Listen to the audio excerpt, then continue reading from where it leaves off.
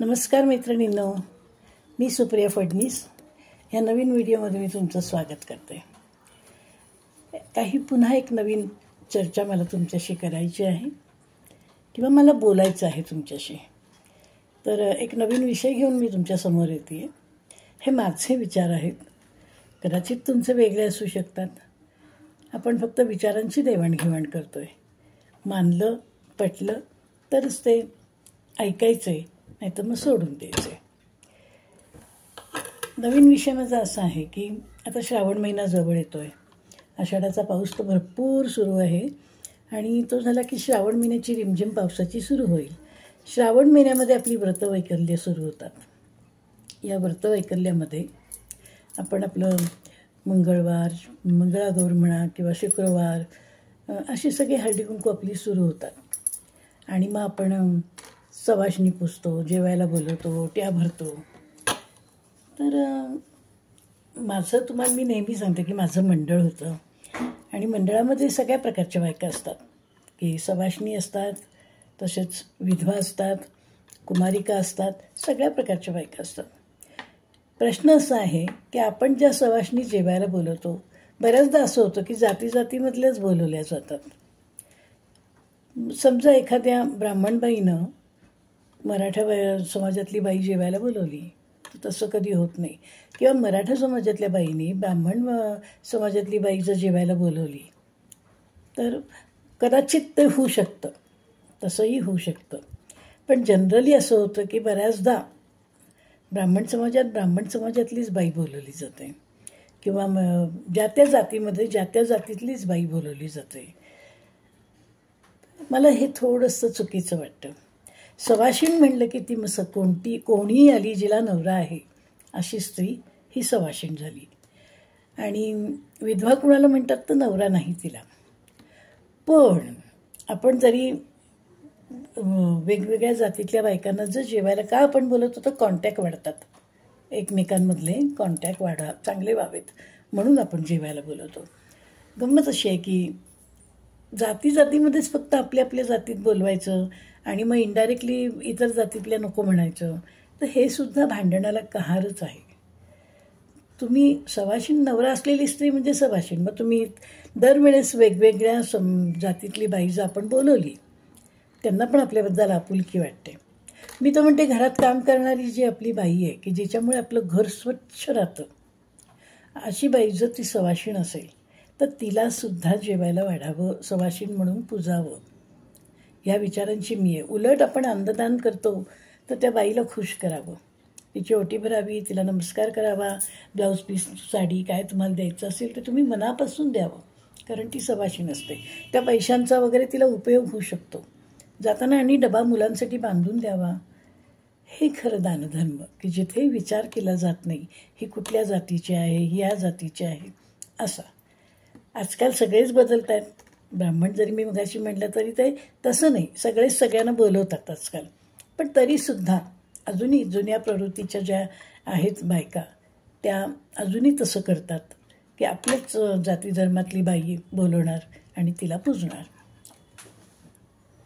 अजून ह्याच्या पुढची एक पायरी माझी आहे विचारांची, म्हणजे की ज्या विधवा बायका असतात, अनेक वर्ष संसार चांगल्या प्रकारे केलेला असतो, मुलं मोठी झालेली असतात, शिक्षणासाठी बाहेर गेलेली असतात, अशा बायकांना सुद्धा आपण बोलवावं. हां, सवाशीण म्हणून नाही पण जेवायला बोलवावं.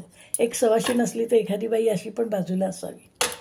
कोणी आपल्या हाताने नाही असं करून घेत, नवरा गेला आहे तर हाताने हे वाईट कृत्य, असं नाही आहे. हे नशिबाचे फेरे आहेत. नशिबात जे असेल ते प्रत्येकाच्या घडतं. आपण बदलूयात ना आपले विचार. आपण जराशी लेवल थोडीशी समान करायला बघूयात. हे जातीपाती आपण विसरून जाऊयात.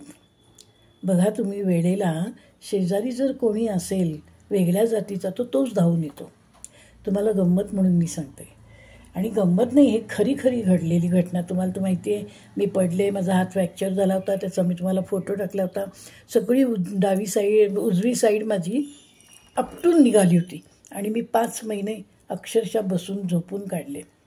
अशा वेळेस मला माझ्या शेजारच्या लोकांनी येऊन विचारलं की तुम्हाला काय आम्ही आणून देऊ, तुम्हाला आम्ही डबा देऊ, सोसायटीतल्या लोकांनी वेगवेगळे पदार्थ मला आणून खायला घातले. मी थोडी नॉन व्हेजिटेरियन आहे. मग जे नॉनव्हेज खातात त्या लोकांनी मला नॉनव्हेज पुरवलं, कारण मला त्याशिवाय जेवण जात नाही. तर मला ते पुरवलं त्यांनी. गंमत अशी की आपल्याबद्दलच्या काय भावना समोरच्याकडे आहेत, हा असा प्रसंग आला कीच आपल्याला कळतात की अरे मला खूप छान वाटलं तेव्हा की सगळ्यांनी माझ्यासाठी आणून दिलं, धडपड केली, मला वेळोवेळी येऊन गप्पा मारल्या, माझा टाईमपास झाला. तर सोसायटीमध्ये आपल्याला एवढं आपण सगळ्यांना हवे आहोत ही एक भावना निर्माण होते. मी मदत करते सगळ्यांना, मी मदत करते वेळोवेळी. म्हणजे काही गरज कुणाला असेल त्या पद्धतीनं धावतो. साधं आहे की कोणी शेजारी पाजारी माणूस जर गेलं तर मी कायम एक मोठी चहाची कळशी नेऊन देते. एखादा ब्रेड किंवा 2 बिस्किटचे पुडे पहिल्यांदा नेऊन द्यायचे आपण. कारण का, रडून रडूनसुद्धा माणसाला अशा प्रसंगात भूकच लागते. अर्थात हा एक वेगळा विषय, आपण नंतर ह्याविषयी बोलू. आत्ता आपण बोलतोय ते सवाशिणीबद्दल बोलतोय. तर माझं असं म्हणणं आहे की वेगळ्या जातीच्या धर्माच्या लोकांनासुद्धा आपण बोलावलं पाहिजे, आपल्यामधलं प्रेम वाढवलं पाहिजे. कारण कुठल्या रूपाने कोण कधी उपयोगी पडेल आपण नाही सांगू शकत, खरंच नाही सांगू शकत. देव तरी असं कुठे म्हणतो आपल्याला की हिलाच बोलव तिलाच बोलव. देव आपल्याकडे काम करणारी बाईसुद्धा वेळेला आपल्याला भाकरी भाजी करून घालते. बाहेर तुम्ही जे जाऊन खाता तिथे सुद्धा कोणत्या जातीच्या धर्माचे लोक असतात आपण कुठे विचारतो. आतमध्ये किचनमध्ये काय चाललं आहे आपण कुठे बघायला जातो. तो माणूस कोणत्या जातीचा आहे आपल्याला माहीत नसतं. आपण अगदी बोटं चाटत चाटत पदार्थ खात असतो. तर मग जी रिॲलिटी आपण ती स्वीकारली पाहिजे. आपण असं वागता आजच्या काळात कामा नये. कारण बघा ना, शोध कुठले कुठले लागलेत, माणूस कुठे जाऊन पोचला. तर आपण सुद्धा थोडं बदलायला पाहिजे. थोडं नाही, चांगलंच बदलायला पाहिजे. आपली मुलं बघा, आता तुम्ही आपली मुलं वेगवेगळ्या देशात जाऊन राहतात तर सगळी कम्युनिटी एकत्र असते. सगळ्या जातीत म्हणजे लखनौ, आसाम, कलकत्ता, तुम्हाला सांगते मुंबई, दिल्ली, सगळ्या कुठच्या ह्या मुली एकत्र राहतात. एकत्र एकमेकांना येऊन पटापट मदत करतात. काही झालं तर धावून जातो. आपण कुठे लांब असतो. मुलांना आपल्या वेळेला आपण मदतसुद्धा करू शकत नाही. तर ती मुलं एकमेकात मदत करतात. सांगण्याचा मुद्दा माझा हाच आहे की फक्त माझं असं धरून बसू नये. तर अलीकडे पलीकडे जे कोणी असेल या निमित्ताने त्यांनाही जेवायला बोलवावं, सवाशीण म्हणून पुजावं, हळद कुंकू लावावं, ओटी भरावी. जे तुम्हाला द्यायचं आहे ते तुम्ही द्यावं. फक्त हा उच्च जातीचा आहे, हा नीच असं नाही करू. बदलायला पाहिजे आपण सुद्धा. कोणत्या शेतीतलं धान्य आपल्याला येतं? आजची खाल्लेली भाकरी किंवा चपाती ही कुणाच्या शेतीतली असेल? मग तो उच्च जातीचा शेतकरी आहे का नीच जातीचा आहे काय माहीत आपल्याला. कष्टांनी घाम गाळून पिकवलेल्या जमिनीतलं धान्य आपल्या घरात येतं आणि म्हणून आपण आज जिवंत आहोत. हे धान्यच नसेल तर, ही भाजीच नाही मिळाली तर, तुमच्याकडे कितीही पैसा असू द्या त्याचा उपयोग काहीच नाही. आपण तेव्हा हे विचारत नाही की ही ज्वारी कुठल्या शेतात पिकली आहे, मग तो कुठल्या जातीचा होता, कोणत्या धर्माचा होता, किती खालचा होता, स्वच्छ होता का अस्वच्छ होता. समोर धान्य आहे, दुकानात गेलो की आपण ते धान्य असेल त्या भावात विकत घेतो. बरोबर आहे ना माझं म्हणणं? तसंच मग हे काही विचार असे माझ्या मनात नेहमी येत असतात. असं का हे प्रश्न मला फार पडतात. स्वस्तच नाही बसू देत. कदाचित तुमच्यापैकी कुणाला असं वाटतही असेल की ही तर जगाची उठाठेव झाली. पण जगाची उठाठेव थोडीशी आपण करायलाच पाहिजे. तेव्हा काय प्रॉब्लेम आहेत ते आपल्याला कळतात. आपण कसं वागतोय, आपण कसं वागलं पाहिजे, काय सुधारणा आपण केल्या पाहिजेत हे आपल्याला कळतं. आपण फक्त घरात बसतो, स्वयंपाक करतो, आपल्या मुलांना नवऱ्याला यांना वाढतो. इकडे आपण बघतच नाही. थोडे आपण आपले कानसुद्धा उघडे ठेवले पाहिजे. तर घरातल्या गृहिणींनी बाहेर कामाला जातात, त्यांना सगळं माहीत असतं, त्या सगळ्यांना धरून असतात.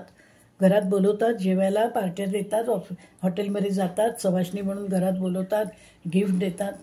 त्यांच्या हातात पैसा असतो म्हणून ठीक आहे, पण त्या एकत्र असतात हे आपण पाहिलं पाहिजे. पण घरातले ज्या वंश परंपरेने आपण ज्या रीती बाळगत आलेलो आहोत त्या आपण बायका काय करतो? देवाचं खूप करतो आणि फक्त आपल्या आपल्या जातीपुरतं मर्यादित आपण गोष्टी करत राहतो. आणि मग वेळेला आपण विचार करतो की मला सगळ्यांनी मदत करावी बाई, मला अरे पण तुम्ही काय करता? तुम्ही सगळ्यांना भेदभाव विसरून बोलवता का? तर आजच पाऊल टाकूयात आपण ह्यासाठी. आपल्या शेजारी कुणी का असेना, कोणीही असू देत, हा आपला देश हा सगळ्यांचा आहे. म्हटलं ना 4 धर्म आपल्या इथे राहतात, हिंदू, मुस्लिम, शीख, मुसाई. कोण कधी कुणाला उपयोगी पडेल सांगता येत नाही. सब है भाई भाई. तर मग माझी साधी इच्छा की सवाष्ण म्हणून बोलवायचं झालं तर पहिलं घरातल्या कामवालीचा विचार करा. ती कुठल्याही जाती धर्माची असू देत, तिला पोटभर जेवायला घाला, तिच्या वर्षातनं एकदा तिला नमस्कार करा, साडी चोळी नेसवा, बांगड्या भरा, कारण ती आपलं घर स्वच्छ ठेवत असते. खरी घराची लक्ष्मी तीच आहे. तुम्ही बघा आपले नातेवाईक लांब असतात, कोणीहीच वेळेला तुम्हाला काही त्रास होतोय म्हटलं तर धावून येत नाहीत. धावतं कोण? तर आपली कामवाली बाई. हां, आपल्याला पैसे द्यावे लागतात पण वेळेला त्या करतात ना, हे विशेष आहे. तुम्ही तर छान वागलात, घरातला माणूस समजून त्या बाईशी वागलात तर ती मनाने आणि 4 गोष्टी छान करते. माझ्याकडे जी बाई काम करते ती 25 वर्ष झाली. 25 वर्ष. माझ्या संसारालाच आता 53 वर्ष झाली. पण माझ्या 2 बायका अशा होत्या की एका बाईने 20 वर्ष काम केलं, एका आत्ताची जी बाई आहे ती 25 वर्ष झाली. मधली 5 वर्ष जी होती ती मात्र मग ही बाई ती बाई थोडं बदली झाली होती. मिस्टर बँकेत असल्यामुळे त्यामुळे वेगवेगळ्या बायका होत्या. पण मी जिथे जाईन तिथे मला बाई छान मिळत गेली, जीवाला जीव देणारी. कारण मीही जीवाला जीव देत होते. मी कधी जाती धर्म पात असं काहीही केलेलं नाही. त्यामुळे मी कुठेही गेले तरी मला बाई छान मिळत होती. आणि माझ्या छोट्या छोट्या चिमण्या 3 होत्या तेव्हा, तर त्या बायका त्या मुलींसाठी खूप करत होत्या. असं हे झालं माझ्यापुरतं मर्यादित. पण माझं म्हणणं असं की आपण सगळ्यांनी आता तसं वागायला पाहिजे. आपली मुलं आपण पार अमेरिकेत पाठवली, परदेशात पाठवली, जगाच्या पाठीवर. मला वाटतं आता आपल्या इंडियातली 50% लोकसंख्येच्या 50% मुलं तिकडंच असतील. आपणच सगळे म्हातारी इकडं राहिलेलो होतो. तर गंमत अशी आहे, सगळ्या सराउंडिंगला धरून ती पोरं पुढं जात आहेत. आपण काय करतो? आपण अजून जुन्या पद्धती रूढी बरोबर धरल्यात, भांडतोय, आम्ही श्रेष्ठ का तुम्ही श्रेष्ठ, असं चाललं आहे.